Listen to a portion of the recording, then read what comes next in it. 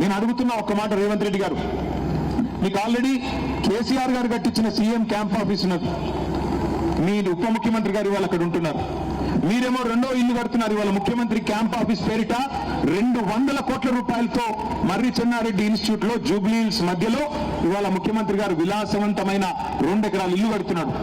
ఆ ఇంటి compound wall నిర్మాణానికి, ఆ ఇల్లు కాంపౌండ్ వాల్ నిర్మాణానికి మొన్ననే 9 కోట్ల రూపాయలతో టెండర్ పిలిచాడు.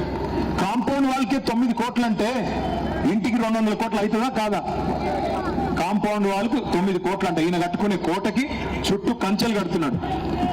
ఉప ముఖ్యమంత్రి బట్టి విక్రమార్క గారికి ఇదివరకు కేసీఆర్ గారు ఉన్న ఇల్లు, ముఖ్యమంత్రిగా ఆ ఇంట్లో ఆయన ఉంటున్నాడు. ఆయనకు మధ్యలో ఇంకో ఇల్లు ఉంది, క్యాంప్ ఆఫీస్. 2 ఇల్లు ఉన్నాయి, కానీ ఇవి 2 సరిపోవట్లేదంట. 3వ ఇల్లు ఇప్పుడు ఖమ్మంలో కడుతున్నారు ఉప ముఖ్యమంత్రి గారి కోసం. అంటే ముఖ్యమంత్రికి 2 ఇల్లు ఉండాలా, ఉప ముఖ్యమంత్రికి 3 ఇల్లు ఉండాలా, కానీ పేదవాడికి ఒక్కటి కూడా ఉండకూడదా? పేదవాడికి ఉండే 200 గజాల ఇల్లు కూడా నీకు కంటగింపుగా మారిందా? ఇదేనా నీతి?